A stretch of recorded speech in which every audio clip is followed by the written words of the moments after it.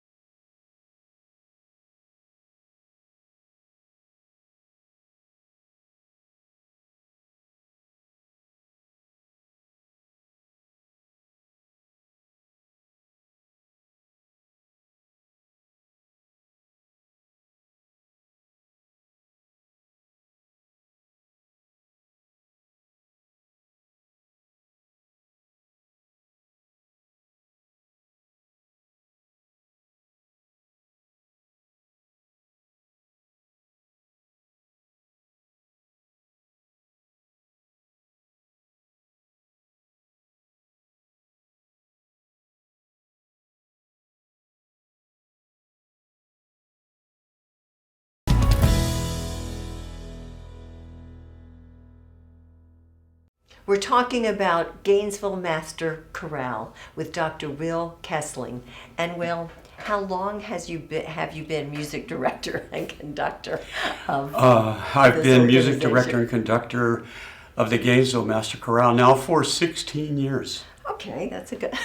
You've invested a lot of time. They're lucky. They're fortunate. Oh, thank They're a you. talented gentleman. Oh, thank you. And well, I love attending the performances and talk a little. We're so thrilled you're part of October 6th, but talk a little about the evolution of Gainesville Civic Chorus, because and how things have evolved for this organization. I think the chorus has changed quite a bit. I mean, I hope it has. Yes. Over the past 16 years. It was a smaller choir. We were not in the beginning of my term doing a lot of things with orchestra, but little by little we've grown in size and in quality, and now we like to do performances with professional musicians and Right. and things, and so now more and more we are moving in that direction, and hence the name changing from the civic or see. sort of recreational singing concept to more of the master artistic presentation idea of the Master Chorale. And that is why the name transitioned, the name switch, Yes, changed. that's right. Yes. Well, do people audition to be part? This is true. In the fall, before the season starts, which basically coincides with the school schedule, the university schedule, we hold auditions and we advertise for them on our website, in the public media, and the newspaper, and we welcome auditions. But if anyone's out there and it's not the audition time and they want They to can still- sing, move into town new, I'm happy to hear their audition. All right. But you keep a balance. You have, the blend of voices, the tenor, soprano, Yes. male, female. It's well crafted. It's We thought out. are doing our best. Male singers are always a challenge to find, but we are actually very healthy now with men. A few more would be Good great. to know, yeah. But we're virtually balanced Wonderful. between the sections, which allows us to create a more beautiful sound, and doesn't frustrate the sopranos so much like sopranos. Take it easy. I understand. Well, and tell me about your season. You- This season will, of course, begin with the October 6th concert Good for kickoff. the Right? Humboldt Yes. celebration. Then the Master Chorale, every year in the past several years, joins my university choir and the university orchestra, and we do the sounds of the season, Oh, yes, exceptional. which is, if I can say humbly, usually popular. Yes, I would say standing room only. Standing room only, tickets gone in 2 hours when the box office Yes, opens. and our President Fox has been very supportive and Very supportive. I Very am very involved. grateful to President Fox. And then we're going to take a different twist in the winter in February. We're going to host the first ever, I believe, in the state,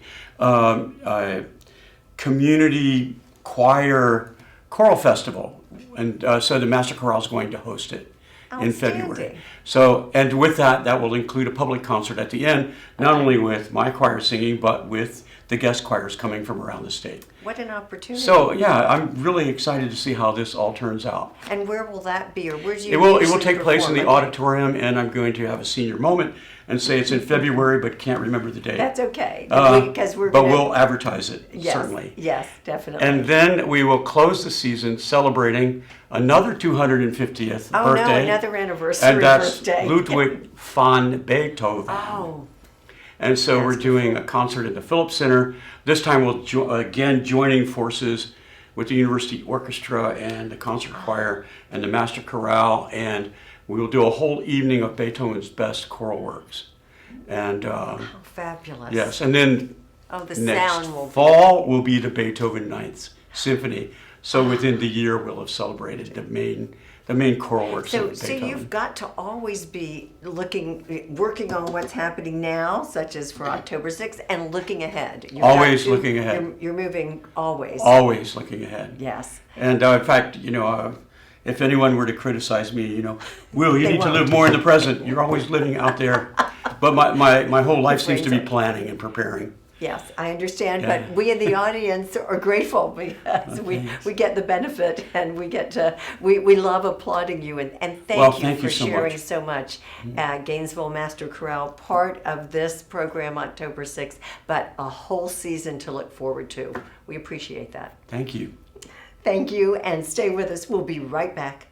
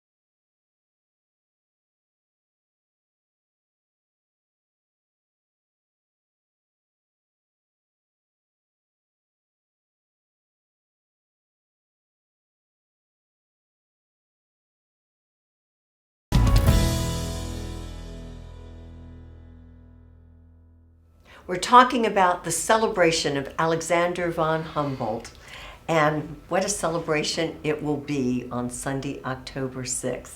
And Dick, tell us more about what is very special about this program. It is a unique program. It's a unique program because, again, we're bringing art and science together, and it's so fitting because this man who made such great contributions to science, to Darwin, to understanding of natural systems, to understanding global warming, all of these things.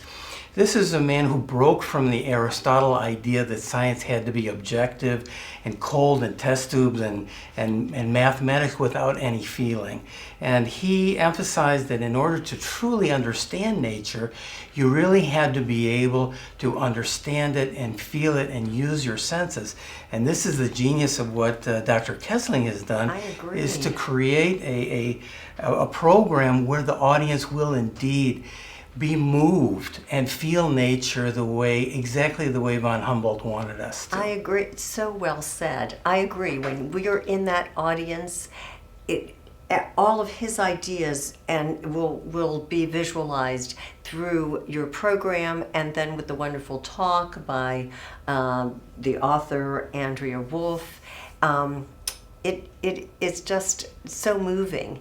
And speaking of eloquent, read some of the words of the song you have in front of you, please, Will. Well, the centerpiece of our performance is called "Crying for a Dream," and it's music set to texts of Native Americans, the Lakota tribe, even Chief Sitting Bull, and other Native American writers.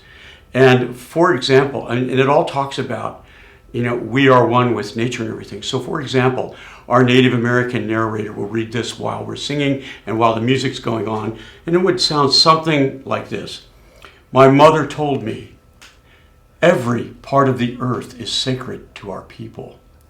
Every pine needle, every sandy shore, every mist in the dark woods, every meadow and humming insect, all are holy in the eyes of our people. But how can you buy the sky? And how can you own the wind and the rain? Beautiful. Thank you, Will. And I look forward to that performance where this will be part of it. And Dick, wearing two hats, Florida Museum of Natural History, Gainesville Master Chorale. Tell us again when this will take place so everyone can put it on their calendar right now. Well, after the Gators win homecoming football, then we'll put one foot in front of the other if that's possible, and we'll make it over to the Phillips Center at 7:30. I think 6:30 doors open. 6:30 doors open for performance at 7. Exactly. The Gainesville Master Chorale will get your senses moving for 45 minutes. We'll take a 15-minute break, and Andrea Wulf will then present her fascinating presentation on the life of this remarkable human being. Yes. And then we have book signing afterwards, and you'll be able to meet her, and it will be a great evening. It truly will be. And the fact that it is free of charge, we thank all the sponsors that we've mentioned before, because everyone has come together in a wonderful collaboration to make this possible. And it is so fitting, the 250th birthday of Alexander von Humboldt, and how relevant, as you have all said, is his ideas today. Maybe even more so. A man who already was speaking of global warming, who was the first environmentalist, and as you expressed, the way that he saw our earth in terms of poetry and music. It is just a wonderful way to recognize all of our shared humanity. And thank you, Will, for the talent you bring to Gainesville Master Chorale all these many years. Thank you, Dick, for your wonderful contribution and direction to so much of our community. I look forward to seeing you both on Sunday, October 6th. Thanks for this information. Thank you. Thank you. And I look forward to seeing you on Sunday, October 6th at this wonderful celebration of Alexander von Humboldt. I'm so glad you tuned in, and I hope you'll join us next week. Take care.